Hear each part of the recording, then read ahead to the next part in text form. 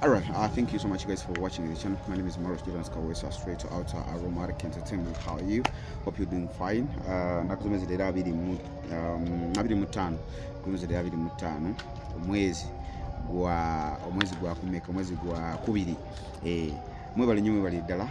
Leero nno tuli ba mukisa fenga Aromatic Entertainment booli awo n'abawagizi ba Aromatic Entertainment fenna awamu. Omanyi ebiseera ebisinga abawagizi ba Aromatic Entertainment bafuuka part eriffe ba Aromatic Entertainment ba luxurians mwazirabe ba luxury mwatulabye twatandise okuddamu okuba nga tukola emirimu gyaffe kannawaala twatandikidde ku mukyala amanyiddwa nga Sylvia oba oyinza okumuyita Mama Namiro. Kalidal Nega, thank you so much guys for watching us. We appreciate your support. Thank you so much. We can never take it for granted. As I told you, nti mu Aromatic Entertainment we are celebrating the man, the legend, the man aliva celebrate birthday ya lunaku lwa leero. So nolwekyo nammwe mbadde mbasaba mutwegatteko okubeera nga obaoliawo tu celebratinga mukama waffe obaoliawo omukulu director ani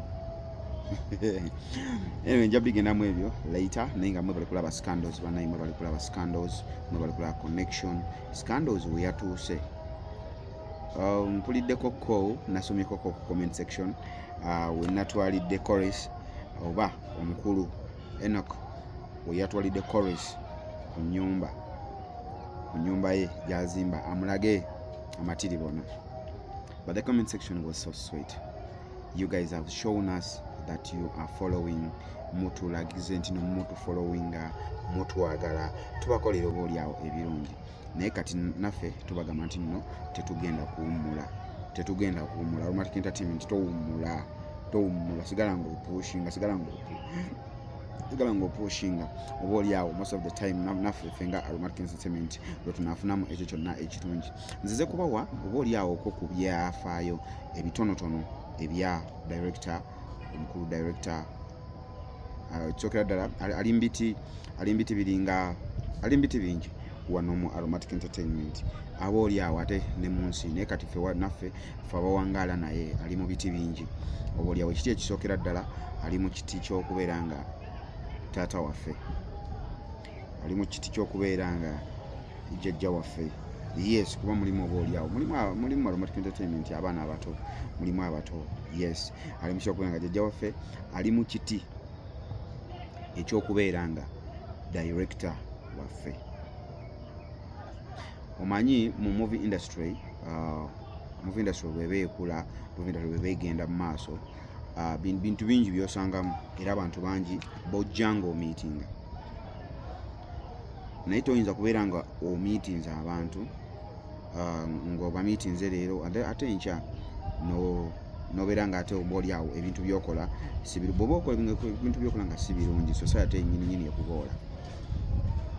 Naye director azatulaga nti nno azatulaga ekkubo okuva lwe yajoyininga Aromatic Entertainment movies zazanye nyingi nnyo ate era before Aromatic Entertainment nga tannagijoyininga gwatamanyi yazannyako movies endala ate era ng'akyazannya movies endala nyingi. Director nze namusisinkana omwaka gwali gwa kumeka. I think I'm forgetting. I'm not so much about the years. But Director Kasagga okuva lwe namusisinkana ekyamazima nze ng'omuntu personally anyongeddeko mu bintu bingi. Anyongeddeko kuba anyongeddeko mu nzannya, anyongeddeko mu kubeera nti ye ng'omuntu asobola okubeera nga akwata ekintu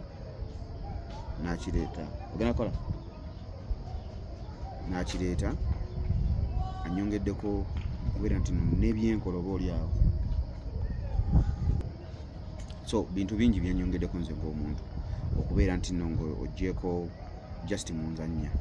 Omanyi nze nabagamba nti wano tetubeerawo bubeezi just kukola bukozi ssente oba kukola bukozi mannya naye lino ssomero tubanga abasoma we wantu wojja nga oba oli awo oyinamukko obuze after 1 to 3 years naye wanga akaze ke wajja nako ogwe kenyininyini okejjeemu mpola mpola olwa society gy'olimu olw'embeera gy'otambuliramu nti osobola okujja wano ngo by the way ekyamazima kati kambagambe omuntu yenna ng'olina omuze gw'olina n'ogenda mu society omuze ogwo n'ogukola omulundi ogusooka n'olaba nga these people are not welcoming yo wamuze gwe kenyini ogenda ogwejjamu mpolampola era ogenda okulanga nawe wenyininyini omuze gukuvamu ogenda okulanga ng'oswala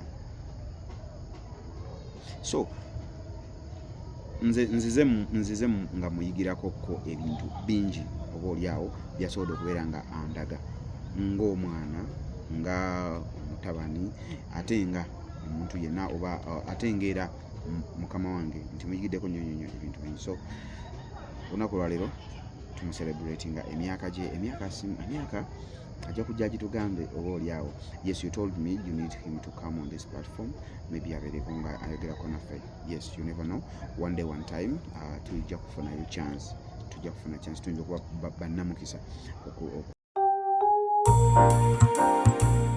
Onoonya ttaka, nnyumba ya kugula oba oyagala kugobera ku byapa byo. Brand Pro Property Services ku MT Building mu maaso ga Mugulum Empire Zana bano beesowoddeyo kugonjoolera ensonga ezo. Obukugu n'obwesimbu bye bikulembera ku Brand Pro Property Services Limited abasangibwa ku MT Building mu maaso ga Mugulum Empire Zana. Tebakomye ku kuteekerateekera ggwanga nga bayita mu kisaawe kya Real Estate. Kinajjukirwa nti omwaka 2024 Brand Pro Property Services Limited yakiikirira Uganda mu summit y'aba Real Estate eyateekebwateekebwa Dar es Salaam mu ggwanga lya Tanzania.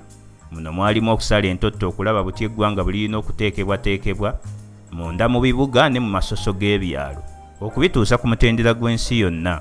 Ensonga ezoogeza abangi obwama ensangi zino eza Airbnb, Brand Pro Property Services bazikutte kannabwala. Mu buufu buno omwana omuwala atwalibwa mu nnyumba erimu buli kalonda yenna n'alowooza nti yabba baabuwe ng'ali mu kipangisa ekiggwako mu nnaku 3. Osobeddwa ng'oyagala kugobera ku letters of administration, oyagala kukupundira ttaka lyo kiyite land surveying, weekwate Brand Pro Property Services Limited ku MT Building mu maaso ga Mugulum Empire Zana. Sisinkana Brand Pro Property Services Limited mu nkola eya tekinologiya ng'oyita ku nnamba z'essimu eziwandiikiddwa wansi awo. Kati nkulaze ente y'abato gyetunudde nti n'ebinnyonnyonto gye bigenda okugwa, ate n'olekerera entujjozi n'entoli nga mafulungu.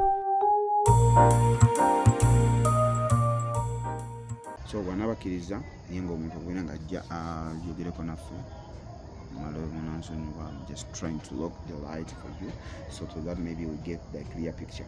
So tujja kumukyaza abeerenga obaoliawo ayongera okwogerako naffe atutemere kino na kino but olwaleero tumuselebrating ffe nga ba Luxurians mwatulabye emirimu gyaffe twagitandise kannabwala as I told you ne campaign yaffe ffe nga ba Luxurians. Yes, maze mu comment section ne mumbuuza Morris omuntu atali mu aromatic entertainment asobola okubeera nga yeegatta ku tiimu Luxury.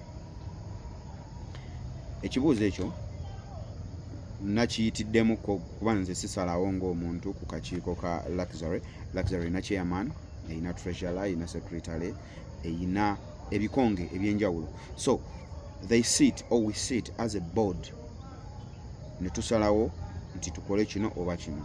So ekibuuzo kyammwe kubeera sikirabye ku muntu omu, nkirabye ku bantu ab'enjawulo, bantu 2, 4, 5, 6, nkirabye ku bantu ab'enjawulo. Nja kuba nzija ne answer kubanga tulinayo birthdays anyway mujja ziraba zijja maaso awo, but wenakolera video ya Luxury eddako ey'omuntu gwe tuselebratinga mu mwaka 2026 ngenda kuba maze okubawa answer. Board egenda kuba maze okutuula netuwa answer kikye tuzaako oba oliawo tulabe omuntu atali mu aromatic bw'aba tujoyiniza so tujoyininga ya tujoyininza atya, atujoyininga mu kikaaki, benefits ki ye ng'omuntu zasobola okubeera nga atufunamu. But we appreciate you. Today, as I told you, we are celebrating the Omukulu director, mentor, father, uncle waffe nga aba Aromatic Entertainment, Omukulu director Kasaga Jamil Sentongo. Let us just keep put our hands together okubeera nga tumu-celebrating. Mukama Katonda abadde wa kisa nnyo gyali ate naffe ng'abantu n'amuwa emyaka gy'alina olunaku olwaleero. Era nawe kyenkusaba nti fukamira mu maaso osabe, omusiraamu saba ya Allah subhanahu wa ta'ala, omukatoliki saba Mukama Katonda abeere nga nawe akubikako akasubi, kuba ekyamazima okutuuka ku myaka gy'aliko si kyangu kyenyinza okugamba. So bw'oba nga yagituuseeko oba oli awo naawe osobola okikola, naawe osobola ogituukako, naye nga kufukamira kusaba ya Allah abeere nga akukingiriza. Ene program eno, thank you so much. Program eno wagidde bannaffe aba Mama Interior batunda bed covers, batunda curtains, batunda curtain rods.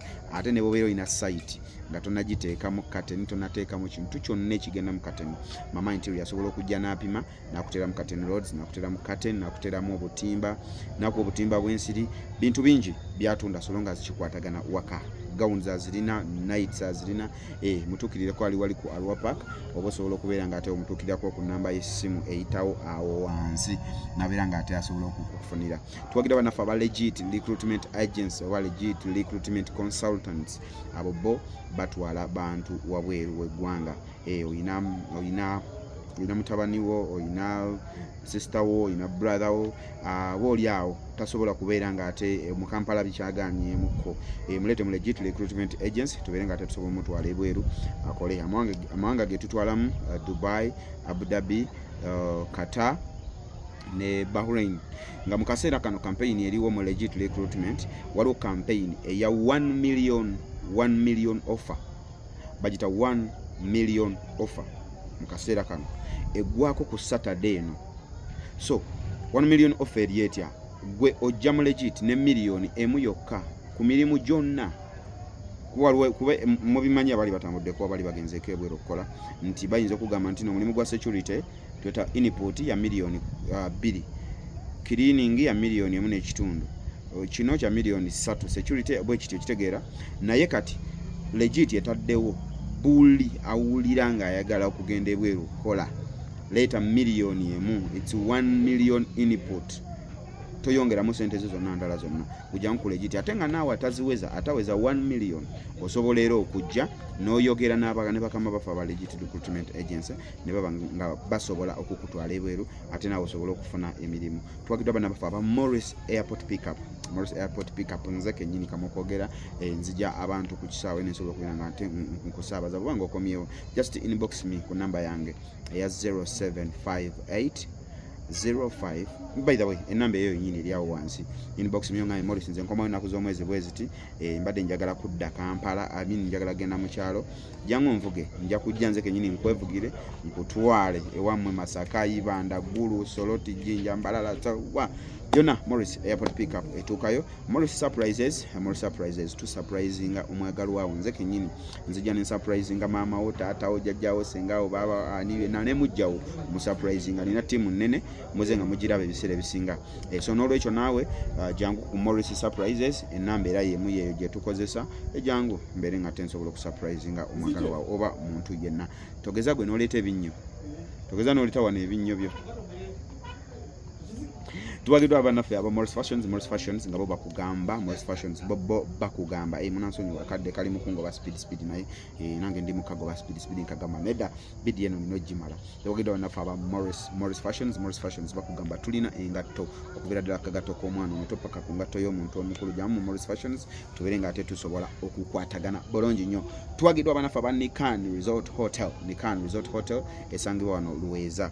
Abo bo hotel nungi, garden nungi, gwoyina mukolo, oyina kwambala, oyina kwanjula, oyina mbaga, oyina conference hall, jangu ku Legit jangu ku Nikan Resort Hotel wano Luweza, tubeere nga tusobola okukolera ekirungi. Ate ku Nikan njagala okubategeeza nti no omukulu yasalawo n'agamba nti no buli Sunday wabeerawo live band live band ya bwerere yagibawa yagikolanga offer okuddiza mmwe abawagizi baffe abane Kano Resort Hotel. So band ebeerawo ku bwerere jangu gwe jangu band etandika saawa emu yennyini paka saa 6 gwe jangu tuula laba bandi weggwa gendeeka weebake toyina kyotugamba. Maurice Jordan's Kaweza straight out Aromatic Entertainment. I love you so much. That is what I would like to say about you today. Nanga njagala kutumirako kwa naffe ba abali mu Arab countries. Mwemba tumira nnyo era mbagala nnyo lwaki. You guys, you are hustlers. Yeah, muli b'amaanyi man. Muli b'amaanyi mukolera mu mbeera olumu etali nyangu naye muvumirira ne mugamba nedda. Ffe tulina okuweereza. Appreciate you. Thank you so much. Today, Maurice Jordan's Kaweza straight out Aromatic Entertainment. Then nenyongera okubeera nga ate mbebaza mwe abali mu diaspora countries, abali Canada, abali America, abali Germany, abali USA. Thank you so much for supporting Maurice Fashions. Mwe bali kungulako ngato. Appreciate. Olunaku olw'enkya obudde bunsazeeko. I cannot go any further from here, but njagala okubeera nga ate nyongera okubajjukiza nti nno tulina movie yaffe empya ejja enaku z'omwezi nga 2. Kyolina okukola kiki? Gula datawo beera nga kwali gwe ali mu kiyumba semberera kawarufaari mumugita warufaari semberera warufaari such that firimu weetuuka nga 2 oberenga ku Trust Films amaaso kwegali Jealous oberenga ogitandika nayo. Mwaye ebiseera ebisinga nze mbagamba nnyo firimu bw'oba ogitandise ekunyumira olugero lukunyumira ne firimu bw'ogisanga mu makati oba tomanyi oba bigatta bitya oba kati watono yaani oba kati okitegeera naye bw'oba wagitandika omanya nti kati onatambula bw'ati onaazannya bw'ati onaali bw'ati. So tutandike ffenna enaku z'omwezi nga 2 March Jealous tutandike nayo. Waliwo abadde bambuuza firimu eyo kati kati kiki ekyenjawulo ekigirimu? Buli kimu kyanjawulo ekigirimu, buli kimu kyanjawulo naye nga ntandise kulabikako mannyo sikyalabika. Guys, I can't exceed from here. So have a good night. Have a great night. Until we meet next time. I love you so much. Bye bye.